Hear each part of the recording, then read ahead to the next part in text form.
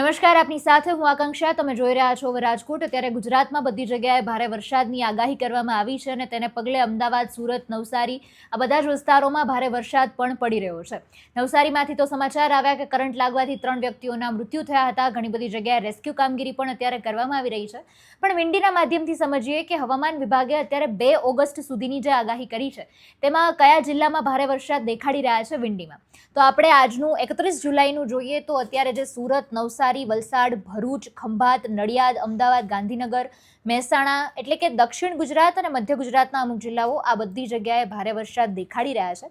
પછી આપણે ધીરે ધીરે 1 ઓગસ્ટ સુધી પહોંચીએ તો જે રીતે રાજકોટ સહિતના અમુક જિલ્લાઓને ઓરેન્જ એલર્ટ પણ આપવામાં આવ્યું છે તેનું કારણ આ છે કે જે વરસાદ છે એ ધીરે ધીરે આગળ વધી રહ્યો છે અને આમ તો ગુજરાતના મોટા ભાગના જિલ્લાઓને કવર કરી લે છે કારણ કે ગુજરાત પર અત્યારે 4 સિસ્ટમ સક્રિય બની છે અને તેના જ પગલે 2 ઓગસ્ટ સુધી આ ભારે વરસાદ આવવાનો છે.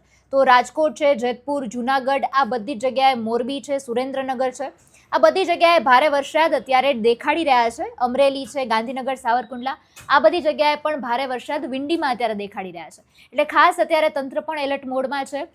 એક પ્લાન આખો બનાવવામાં આવ્યો છે અને SDRF, NDRFની જે ટીમો છે એ કેવી રીતે તાત્કાલિક ધોરણે જે સ્થાનિક પોલીસ છે તેનું સંકલન કરી શકે આ રીતે પણ આખો પ્લાન તૈયાર કરવામાં આવ્યો છે. જરૂરી સાધનો પણ તૈનાત કરવામાં આવ્યા છે અને અત્યારે બધા જ વિસ્તારોમાં જ્યાં એવું ભયભીત વિસ્તાર કોઈ પણ લાગે છે તો અત્યારે ગવર્મેન્ટ એક એડવાઇઝરી પણ જાહેર કરે છે કે તમારે જો કોઈ પણ કામ નથી તો તમે ઘરની બહાર નીકળવાનું ટાળો કારણ કે જો રસ્તાઓ ધોવાઈ જશે, પાણી ભરાઈ જશે તો હાઈવે પણ બંધ કરવા પડશે.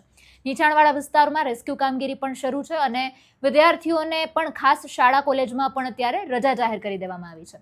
અગત્યનું છે તંત્ર દ્વારા જેટલી પણ સૂચનાઓ આપવામાં આવી રહી છે તેનું ખાસ પાલન કરો.